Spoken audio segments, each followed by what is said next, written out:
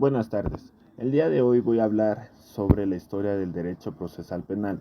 Estudiar la historia del derecho procesal penal en Ecuador no es un ejercicio meramente académico ni una obligación impuesta por el currículo universitario, ya que es la realidad, una necesidad intelectual para quien aspira a comprender por qué la justicia penal ecuatoriana funciona como funciona hoy, con sus virtudes y sus contradicciones. Ningún sistema jurídico nace de la nada. Cada norma, cada principio y cada institución procesal tiene detrás de sí décadas, a veces siglos, de debates, fracasos y reformas y aprendizajes acumulados. Ignorar ese recorrido equivaldría a intentar leer una novela desde la última página sin entender nada de lo que le dio sentido a ese desenlace. En el caso ecuatoriano, la historia del proceso penal es especialmente rica y a ratos turbulenta. El país transitó durante más de un siglo bajo un modelo inquisitivo que heredó de la colonia española, un sistema en el que el juez investigaba, acusaba y sentenciaba al mismo tiempo, donde la escritura era la reina del procedimiento y la oralidad prácticamente no existía. Ese esquema, aunque fue objeto de críticas desde muy temprano, se mantuvo con leves modificaciones durante buena parte del siglo XX, resistiendo los vientos de cambio que ya soplaban en el resto de América Latina. El quiebre llegó a finales de los 90 y a principios del siglo XXI, cuando Ecuador sumó a la ola reformista que transformó el proceso penal en toda la región. La transición hacia un modelo acusatorio oral no fue sencilla. Implicó no solo cambiar leyes, sino transformar la cultura jurídica de jueces, fiscales y abogados en ejercicio. Un proceso también lleno de tensiones, de resistencias institucionales y de adaptaciones que en muchos casos todavía están en curso. El propósito de este trabajo es trazar mediante un recorrido histórico con la atención que merece. Bueno, aquí la relevancia de este análisis va más allá del interés histórico. El derecho procesal penal no es una disciplina estática, responde a las transformaciones sociales, políticas y culturales de cada época, ya que para entender cómo evolucionó el proceso penal ecuatoriano, también permite, entre otras cosas, identificar los problemas estructurales que persisten a pesar de los cambios normativos, valorar con mayor criterio las reformas que se proponen hoy y anticipar los desafíos que enfrentan el sistema de justicia en el futuro próximo. Además, evolucionó y tiene una dimensión ética que conviene subrayar. El derecho procesal penal es, en última instancia, el conjunto de reglas que determina cómo el Estado ejerce su poder más coercitivo, la persecución penal y la posible privación de libertad de una persona.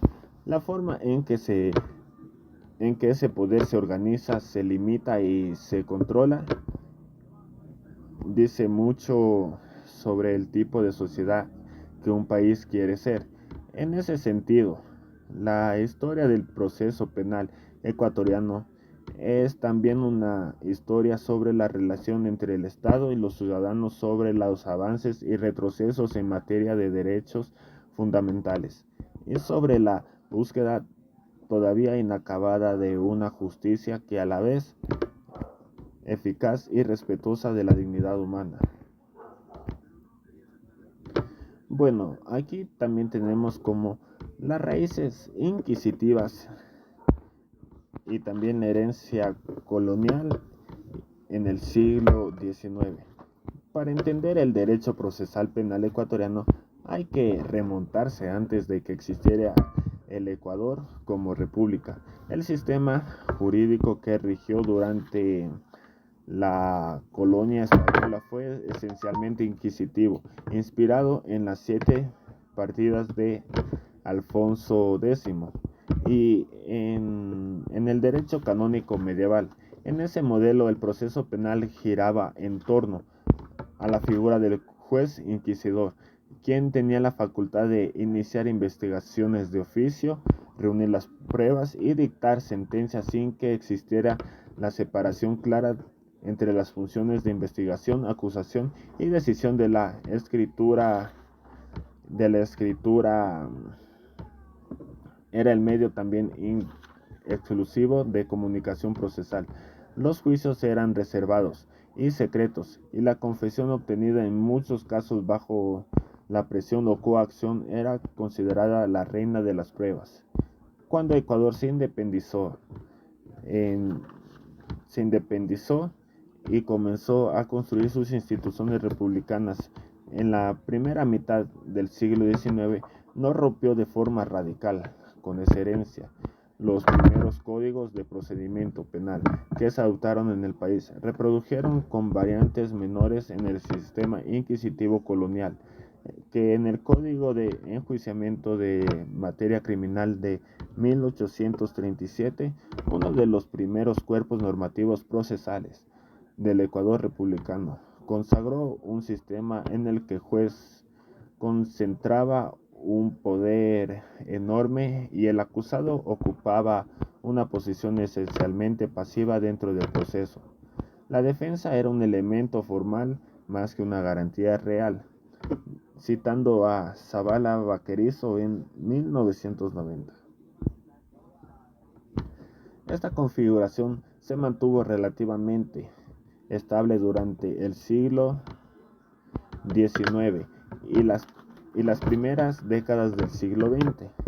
Los códigos que se fueron sucediendo en 1872 y 1906 y posteriormente en 1938 introdujeron ajustes técnicos, pero no alteraron la lógica profunda del sistema, la escritura, el secreto y la concentración estructural de funciones del juez y la debilidad.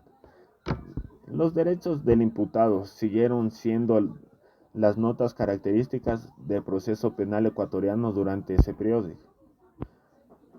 El Código de Procedimiento Penal a mediados de 1983 tuvo una reforma incompleta a mediados del siglo XX. En Ecuador empezó a experimentar presiones internas y externas que cuestionaban la vigencia del modelo inquisitivo. El debate académico sobre la necesidad de modernizar el proceso penal ganó intensidad, impulsado en parte por la influencia de autores europeos y latinoamericanos que defendían un modelo más garantista, ya que en ese contexto se gestó el Código de Procedimiento Penal, que fue en 1983, que presentó un intento de modernización, aunque con alcances un poco limitados.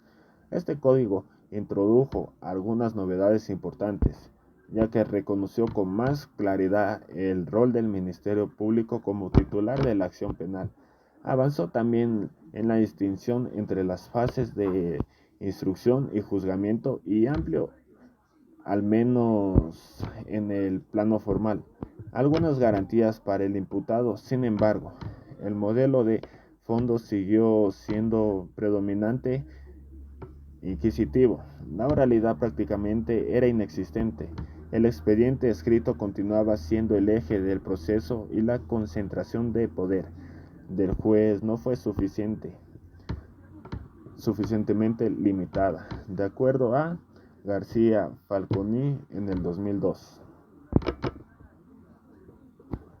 La práctica judicial de esa época evidenció con crudeza las consecuencias de ese diseño: procesos interminables, hacinamiento carcelario por prisión preventiva excesiva, déficit de defensa pública y una administración de justicia percibida como lenta, costosa y también distante de los ciudadanos comunes.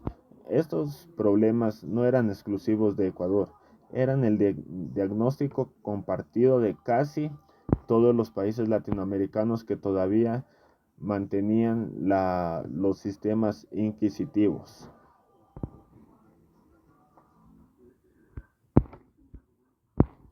Bueno, aquí también, de acuerdo en el COIP de 2014 y la unificación normativa. Este fue el siguiente hito, que fue la aprobación del Código Integral Penal en el 2014, que entró en vigor ese mismo año en el cual el COIP no presentó cambio de modelo. El sistema acusatorio oral se mantuvo, sino una reorganización y profundización del marco normativo. Su gran novedad estructural fue reunir un solo cuerpo legal penal, sustantivo como la tipificación de delitos y penas, y también el derecho procesal penal como las reglas del proceso y el derecho de ejecución penal como un régimen penitenciario, algo que en la práctica judicial de Latinoamérica no tenía precedentes, ya que aquí también entre los otros aportes la amplificación del catálogo de delitos, la incorporación de figuras penales vinculadas a nuevas formas de criminalidad como los delitos informáticos y el crimen organizado. También el fortalecimiento de las medidas alternativas a la prisión de libertad y a la regulación más detallada de procedimiento abreviado y otros mecanismos de terminación anticipada del proceso.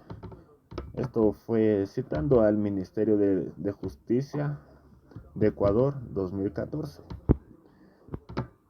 Las reformas recientes y sus impactos desde el 2014, el COIP ha sido objeto de varias reformas, algunas de las cuales han generado debate en el contexto de la crisis de seguridad que Ecuador ha venido enfrentando desde aproximadamente el 2020, con el aumento sostenido de la violencia vinculada al narcotráfico y el crimen organizado. El legislador ha optado en varias ocasiones por endurecer las penas, ampliar supuestos de prisión preventiva y restringir el acceso a medidas alternativas para ciertos delitos.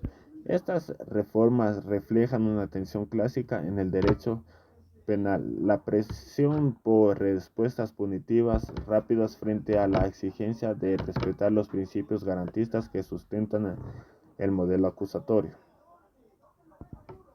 Bueno, aquí el debate sobre si estas reformas han ido mejorando o deteriorando la calidad de la justicia penal ecuatoriana no tiene una respuesta sencilla, por un lado, y por el otro, si el sistema penitenciario sigue enfrentando una crisis estructural severa, su superpoblación, violación interna, escasos recursos para la rehabilitación. Bueno, y como conclusión, el derecho procesal penal ecuatoriano es un testimonio de cuánto puede cambiar un sistema jurídico cuando existe voluntad política, presión social y debate académico sostenido. El paso del modelo inquisitivo colonial al sistema acusatorio oral, consagrado en el COIP, no fue un camino recto ni libre de obstáculos. Fue un proceso largo, a veces contradictorio, marcado por reformas que no siempre se implementaron como diseñaron en el papel. Muchas gracias.